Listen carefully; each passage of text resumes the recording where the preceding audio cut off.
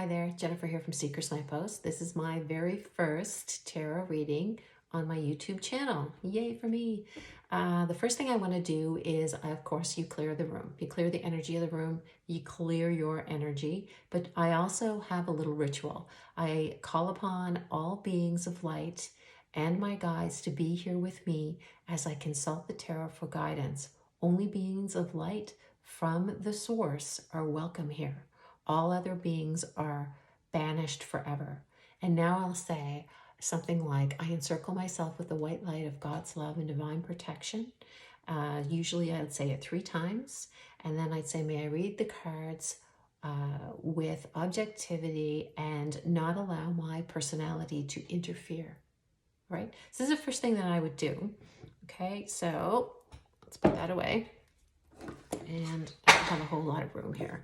I do want to point out that I see a lot of tarot readers shuffling the cards. This is one of my, I can't even watch, I cringe. They do this. And then they pick up their cards and then they rip them apart. I can't even do it. Cards are energy, right? So these cards all carry energy. So when you rip into them like a blackjack dealer from Las Vegas, you fragment the energy of the cards. So it's really, it really hurts your readings. I actually won't let anybody read me when they shuffle the cards like that. Anyway, just my little 2 cents. I know, I'm kind of old school. I've been around for way too long, but that's just one thing that I've really noticed, and they all do it. New readers, and I guarantee that it's going to affect the readings.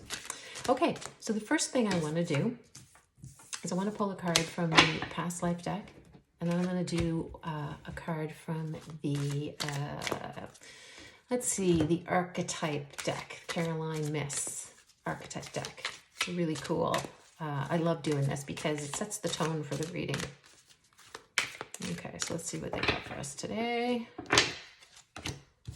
Okay, there's that. Persecution and Inquisition. Okay. Normally when that card comes up for somebody, they usually are the type of person that is really interested in the occult, witchcraft, tarot, astrology, anything metaphysical, but they're really afraid to get into it because if they get into it, they're afraid that they're going to be judged because they were probably burned at the stake in a past lifetime or many past lifetimes. But often I see that card coming up when they were somebody who was the burner, the one going, the witch catcher, you know. So there's that apprehension and there's that fear and block, but they can't help themselves because their soul is calling them to pursue it. It probably has to do with a soul contract as well. You know, you made this soul contract to be on the other side, you know, that karmic cycle. So if you were the one that burnt the witch, then you are now going to you're going to experience her life or his life as a somebody with psychic abilities or some sort of sixth sense. Now, just so to clarify, everybody has psychic ability. Everyone does, but not everybody uses it, and nor should they. You know the people I'm talking about. All right, so let's pull an archetype card as well. I'm going to take a break from there and see. Rebel. How cool is that? So the Rebel card, an archetype. So an archetype, best way to explain it is the Empress. She's the archetypal mother. The Emperor is the archetypal father, right? So the Rebel, light attributes, challenges authority to effect social change, rejects spiritual systems that do not serve their inner needs. Shadow attributes, rejects legitimate authority out of anger, rebels out of peer pressure or fashion. So this would be the shadow attribute of a rebel, would probably be somebody who gets really wrapped up in conspiracy theories. I know, you're all saying that You like conspiracy theories because a lot of tarot people, a lot of spiritual people are into that. Not all of us are. I'm not one for that kind of stuff. But I'm definitely open to anything. But I love the rebel with the persecution and inquisition, because you're being called. You're being called to step out and step up and not worry about what everybody else thinks. You are safe in this realm. Nobody is going to hurt you in this time, because people are more open-minded. They're more evolved in some ways, less evolved in others. All right, so let's pick a number. I'm going to pick, as I throw all the cards on the ground, I'm going to pick number 3. All right. 1, 2, okay, so we're going to use this one. Hermit in reverse. Beautiful. As the shadow. So Hermit in reverse as the shadow. Okay, so what's going on?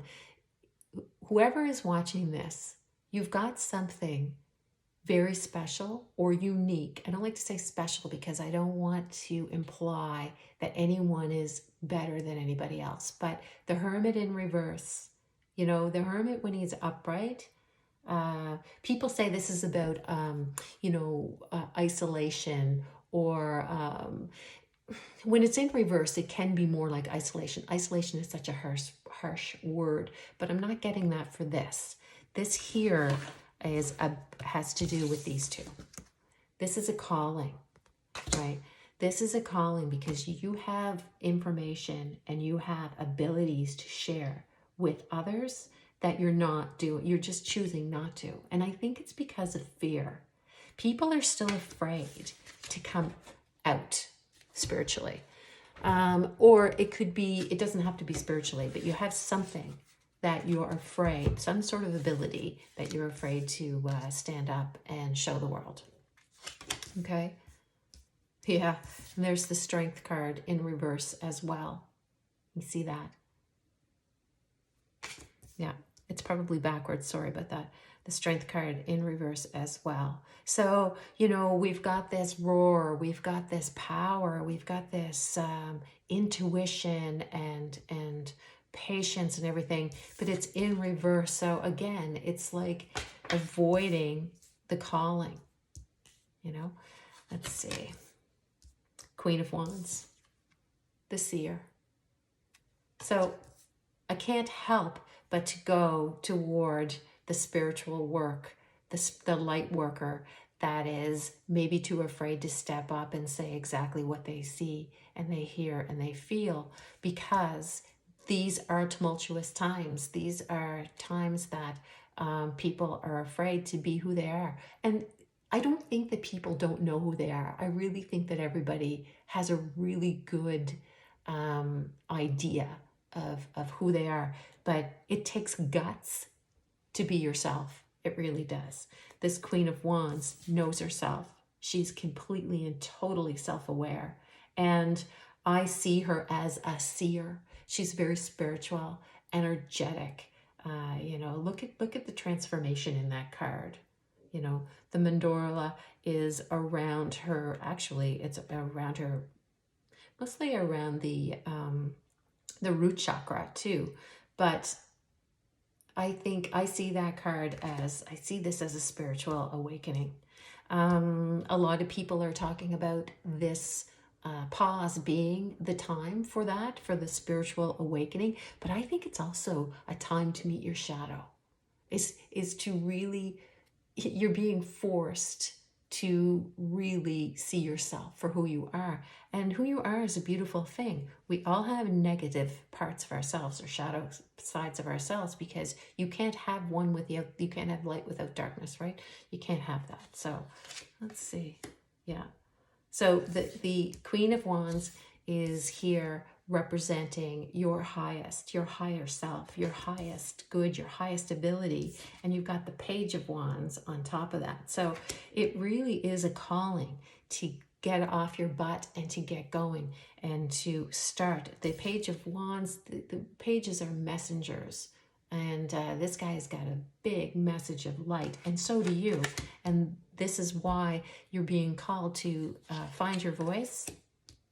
You know, Knight of Cups in reverse on top of Strength. There's a lot of fear. There's a lot of fear and a lot of blockage. So if you are really honest with yourself, sorry, I'm trying to pick this card up. We need to release this. We need to release this fear from the past. It doesn't necessarily have to be a past life, because if you don't believe in past lives, you can use the past lives card for just your immediate, just your past. You know, what is it in your past that you did that you thought that you either failed at, because there's nobody on this planet that was used to be afraid of failing or looking like a jackass than me. Big time. So I held back, and I had so much to give for so many years, decades, that I just played small and I stood in the back. But you need to get out there. This is a big calling to do so.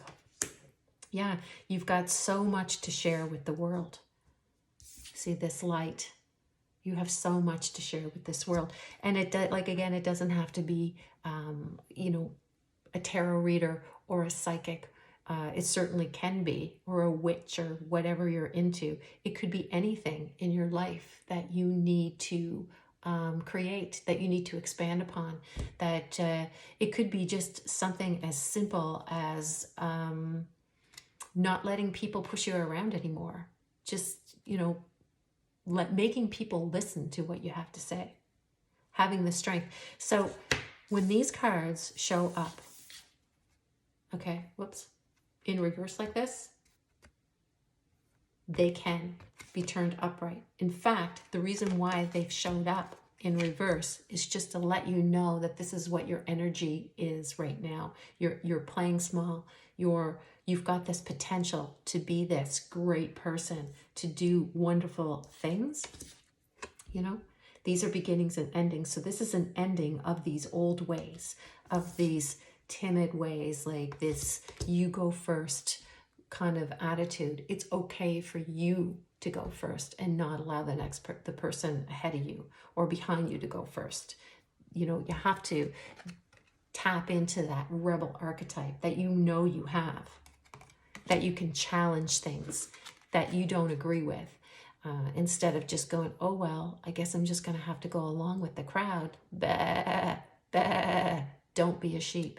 This is what this is saying. This spread wants you to step into your power and to get moving.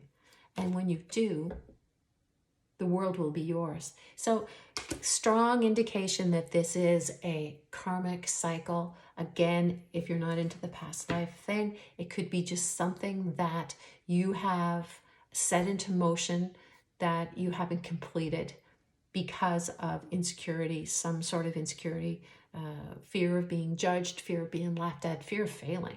I mean, that's a big one with most of us, right? Nobody likes to fail, but there's so much growth in failing, so much growth. So this card is a beautiful card to end on. This is the world. This is the end, baby. This is everything. This is completion. Look at this card. Just really look at that card. You know? Awesome. So I hope that helped you out a little bit. I'm going to end with a number from the numerology deck and see what the number has to say for us. Now, this is a card, this is a number, it's probably just going to have one word on it. And this is something that I want you to think about for the next few days. And it doesn't matter when you see this video. It could be next week, it could be in 3 years, it doesn't matter. When you tap onto a reading, there's always something there for you. The whole reading may not resonate, but there's always something there. So anytime that I tap into somebody's reading, I always watch the whole thing through. And I'll tell you, there's always a nugget there that I needed to hear. And perfect. Change, right? Number 5 is the number of evolution and change. What a perfect way to end this relationship.